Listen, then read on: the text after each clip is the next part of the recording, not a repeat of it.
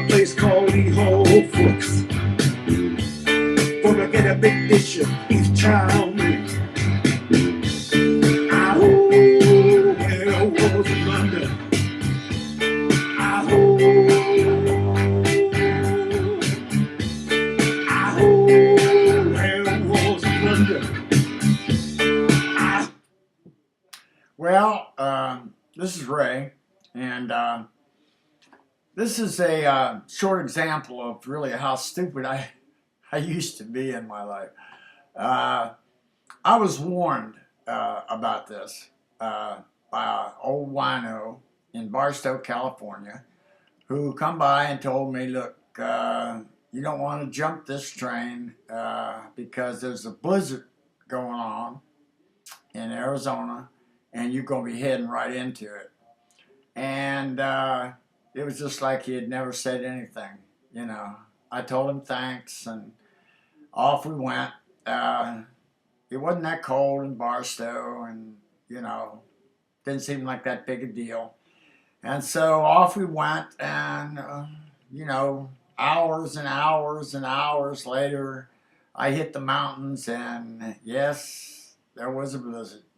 And it was cold, and it kept getting colder and colder and colder, and I was not ready for the kind of bitter cold. I mean, this was the kind of cold that it hurt you.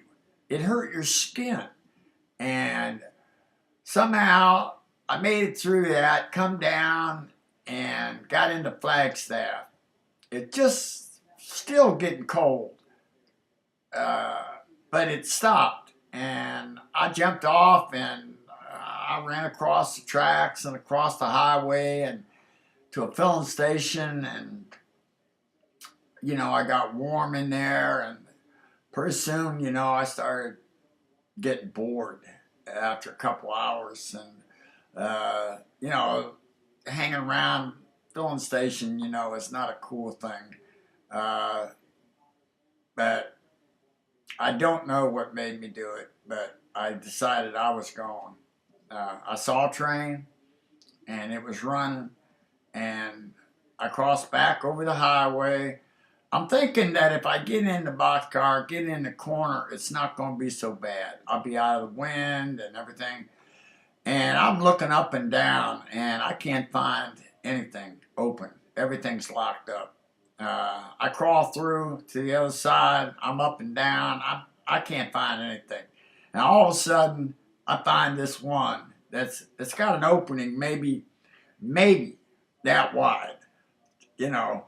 And I jump up. I squeeze myself up there, and it's filled with these I don't know things that you carry sprockets in. You know, baskets, metal baskets, and it was filled with them. And instead of thinking of the cold, I'm thinking, you know, my God, this is going to be loud. You know, this is a whole boxcar full of empty crates. Man, it is going to be loud.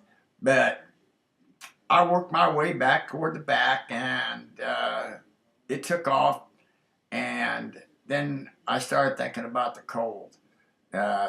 It was colder than I'd ever experienced, and I had nothing to prepare myself for it, clothes-wise. And by the time I decided I'd made a mistake, I worked my way over to the opening.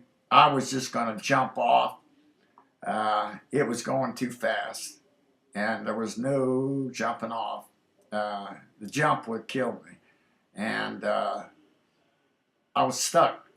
And for the first time, I got scared. I was scared. I was scared of dying, because if that train didn't stop, I didn't know where it was going. But if it went another 2 hours or something like that, I was going to die in the boxcar. They found me frozen stiff somewhere back in the back. But sometimes trains will stop. Not always, but sometimes engineers jump out and they check brake lines and connections, and I don't know what they do. But thank God this one stopped. I felt a jolt of it, and it was like a miracle because I had burned everything. I had a bunch of writing and paper and stuff like that. I tried to stay warm by putting it on fire.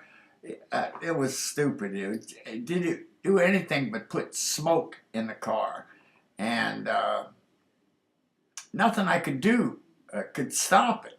And when the train stopped, I thought, man, this is it, man. I jumped out and I went crashing face first because my legs gave out. They were already numb. They were just absolutely numb from the cold. And I looked to the back, to the caboose. I couldn't see it. I looked to the front, to the engine. I couldn't see it. So I just took off running toward the front. And running is not a good description of what I did.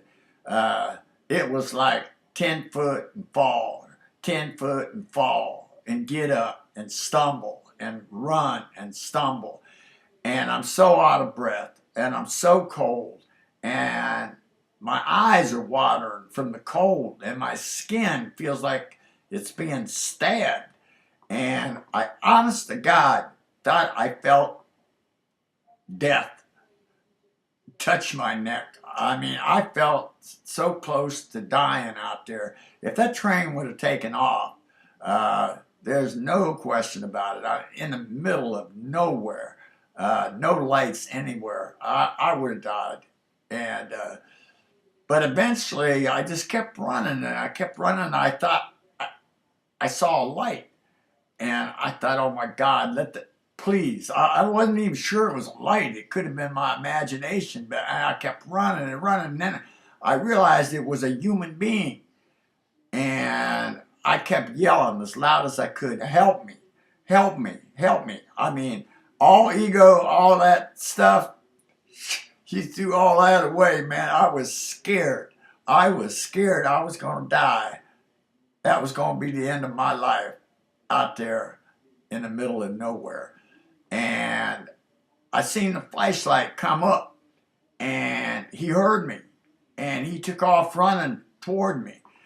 And by the time we got close to each other, he just yelled out, Jesus Christ, where did you come from? You know, you weren't in one of the boxcars, were you? And, I told him, yeah, I was in one of the cars back there. I didn't realize how cold it was. And he was a big old guy, man. And he just like grabbed a hold of me, man. And he just squeezed me. He said, man, he said, this is a miracle because you would have died. You would have died. We're just ready to take off. And he took me to the front. And in the front, they had 3 engines. He's in the front engine. But the third engine was heated, but nobody was in it. And he told me, go ahead and climb up, get in, and just make sure you jump out before we pull in that Amarillo. And I looked at him like he was some kind of angel because he saved my life. And I got up there in that warm leather chair, and all I could think of was I could feel that hand almost touching my neck.